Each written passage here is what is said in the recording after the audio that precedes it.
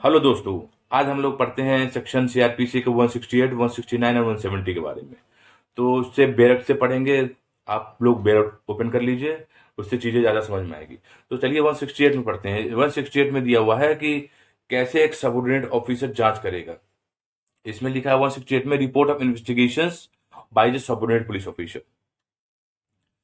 तो इसमें इसमें बहुत छोटा सा लाइन है, समझिए कि अगर कोई भी सबऑर्डिनेट पुलिस ऑफिसर कोई भी केस का इन्वेस्टिगेशन करता है तो उस केस में उस जो भी इन्वेस्टिगेशन के दौरान उन्होंने रिपोर्ट बनाया है, उस रिपोर्ट को अपने senior officer incharge of police station को सौंप दिया जाएगा। That's it. इस सेक्शन में सिर्फ और सिर्फ इतना ही।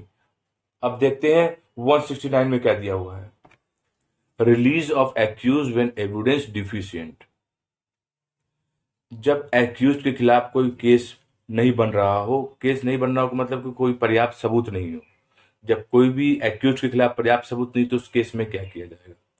तो इन्वेस्टिगेशन के दौरान या इन्वेस्टिगेशन खत्म होने पे पुलिस ऑफिसर को ऐसा लगता है कि एक्यूज के खिलाफ कोई भी केस नहीं बन रहा है जिससे वो मजिस्ट्रेट के सामने उसको पेश किया जाए। पुलिस ऑफिसर को ये लगता है कि यहाँ सबूत इतने पर्याप्त नहीं है कि उसको मजिस्ट्रेट के सामने भेजा जाए। उस केस में अगर एक्यूज बेल पे है तो उसको बॉन्ड एग्जीक्यूट करा के विद और विदाउट विदाउट श्योरिटीज उसको रिलीज कर दिया जाएगा। बॉन्ड अगर वो कस्टडी में है तो बॉन्ड एग्जीक्यूट करा के उसको रिलीज कर दिया जाएगा और उसे बता दिया जाएगा कि जब भी आपकी जरूरत पड़ेगी आपको मजिस्ट्रेट के सामने पेश होना पड़ेगा। ठीक है। किस मजिस्ट्रेट के सामने पेश होना पड़ेगा? उस मजिस्ट्रेट के सामने जो कि पुलिस रिपोर्ट पे कॉग्निजेंस लेने के लिए इम्पावर्ड हैं, जिनके अंदर अगर कोई भी केस को कमिट फॉर ट्रायल और ट्रायल लेने के लिए वो इम्पावर्ड है। उस मजिस्ट्रेट के सामने उसको अपीयर होना पड़ेगा। जब जरूरत होगी फिलहाल उसको बेल दे दी जाएगी। That's it. 169 में सिर्फ इतना ही। 170 पढ़ते हैं, ये बहुत ही ज्यादा इंपॉर्टेंट है। इसमें है cases send to the magistrate when evidence sufficient. पर्याप्त सबूत है कि एक्यूज्ड को मजिस्ट्रेट के सामने भेजा जा सकता है। चलिए इसको पढ़ते हैं। 170 के फर्स्ट में बताया है, अपॉन इन्वेस्टिगेशन। इन्वेस्टिगेशन के दौरान या इन्वेस्टिगेशन खत्म होने पे पुलिस ऑफिसर के पास पर्याप्त सबूत है, उनको लगता है कि सफिशिएंट ग्राउंड बन रहा है, पर्याप्त एविडेंस जो है सफिशिएंट है, तो उस केस में एक्यूज्ड को मजिस्ट्रेट के पास भेजा जाएगा। उस मजिस्ट्रेट के पास जो कॉग्निजेंस लेने के लिए इम्पावर्ड है पुलिस रिपोर्ट पे, और जो केस को ट्रायल करने के लिए इम्पावर्ड है और कमिट फॉर ट्रायल करने के लिए इम्पावर्ड है, उस मजिस्ट्रेट के सामने एक्यूज्ड को भेजा जाएगा। अगर ऑफेंस बेलेबल है और एक्यूज जो है सिक्योरिटी देने के लिए तैयार है, अगर ऑफेंस बेलेबल है और जो एक्यूज है वो सिक्योरिटी देने के लिए तैयार है, तो उस केस में उससे सिक्योरिटी ले ली जाएगी और एक्यूज को बेल पे रिलीज कर दिया जाएगा। इसमें और बेल पे रिलीज कर दिया जाएगा और उसे बता दिया जाएगा कि जो भी डेट फिक्स हुआ है उस डेट में आपको उस बॉन्ड पे जो भी डिटेल लिखा हुआ है, अगर उस केस में आपको जो है मजिस्ट्रेट के सामने पेश होना पड़ेगा। 170 के 2 में ये बताया गया है कि जब भी एक्यूज को जो डेट फिक्स होगा, जब भी एक्यूज को मजिस्ट्रेट के सामने पेश किया जाएगा तो साथ में जो भी रिकवरी एनी विपन्स, कोई भी अगर विपन्स रिकवरी हुआ है उसको और कोई भी ऐसी आर्टिकल जिसकी जरूरत है उनके सामने पेश होना तो उसको पेश किया जाएगा। और अगर कोई कंप्लेनेंट है और कोई पर्सन है जिस केस को फैक्ट जिसे केस के बारे में सारा नॉलेज है, जो फैक्ट एंड सर्कमस्टांसेस से रूबरू है, उससे भी सिक्योरिटी ली जाएगी कि आपको भी अपीयर होना पड़ेगा। जब भी डेट फिक्स होगी तो अपीयर होना पड़ेगा मजिस्ट्रेट के सामने। देखिए क्या होता है, कभी कभी कंप्लेनेंट और कभी कभी कोई भी विटनेस क्या होता है कि बयान दे देते हैं और वो भाग जाते हैं।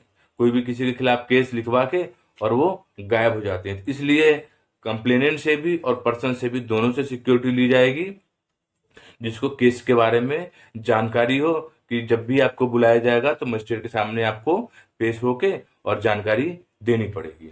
तो 2 में बस इतना ही। अब 3 में देखते हैं क्या है।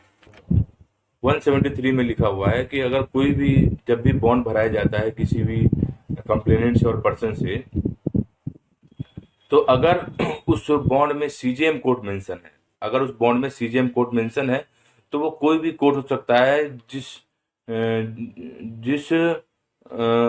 जो भी वो कोर्ट कोई भी हो सकता है, कि जिस जिस कोर्ट को सीजेएम रेफर करेंगे वो कोई भी कोर्ट हो सकता है।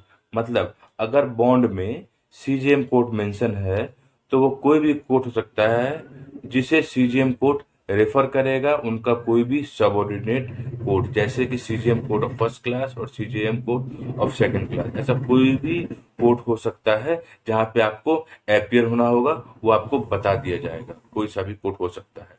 और जो कंप्लेनेंट है और पर्सन है, उनको भी एक रिजनेबल टाइम दिया जाएगा, नोटिस भेजी जाएगी कि आपको ऐसे ऐसे कोर्ट में अपीयर होना है। ठीक है, तो 3 में बस इतना है। और 170 के 4 में लिखा है कि कोई भी पुलिस ऑफिसर जो कि बॉन्ड एग्जीक्यूट कराता है, तो उस बॉन्ड की कॉपी उस व्यक्ति को दी जाएगी। किस व्यक्ति को? या तो कंप्लेनेंट को या कोई भी पर्सन हो जिनसे बॉन्ड एग्जीक्यूट कराया जा रहा है, उनको एक कॉपी दी जाएगी और उसकी ओरिजिनल कॉपी मजिस्ट्रेट को सौंप दी जाएगी। ठीक है, तो 170 में बस इतना ही। आशा करता हूं कि आपको चीजें समझ में आएगी। इसमें बस यही बताया गया है कि 169 में कि केस जब पर्याप्त सबूत नहीं होता है तो एक्यूज्ड को रिलीज कर दिया जाता है, बॉन्ड का प्रक्रिया जो है उसको कराया जाता है, और उसमें ये भी बताया जाता है कि जब भी आपकी जरूरत पड़ेगी तो आपको अपीयर होना पड़ेगा।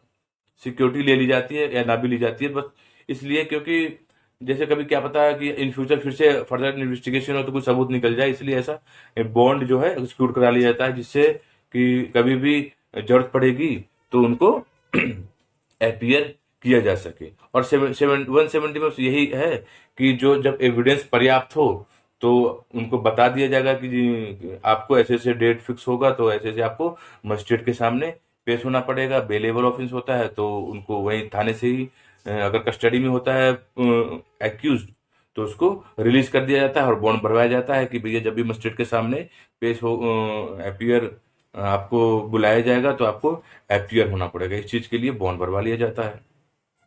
मजिस्ट्रेट कौन हो सकते हैं? वो मजिस्ट्रेट हो सकते हैं जो कि संज्ञान लेने के लिए इम्पावर्ड है। पुलिस रिपोर्ट पे जो 191 के बी में बताया गया है, आप उसको चाहे तो देख सकते हैं। बहुत डिफरेंट टाइप के मजिस्ट्रेट होते हैं, कोई फर्स्ट क्लास, कोई सेकंड क्लास, अलग अलग जुरिस्डिक्शन होता है, तो उस हिसाब से। तो आशा करता हूँ कि चीजें समझ में आई है, और ऐसे बने रहिए हमारे साथ। हम फर्दर और भी वीडियो लाते रहेंगे related to CrPC, IPC, evidence, constitutions. तो अभी लोग मेरे से जुड़ रहे हैं धीरे धीरे। जैसे जैसे लोग बढ़ते जाएंगे तो मैं सारा का सारा जितने भी मेजर एक्ट हैं सबका सब पे एक वीडियो लाऊंगा। तो जय हिंद, जय भारत।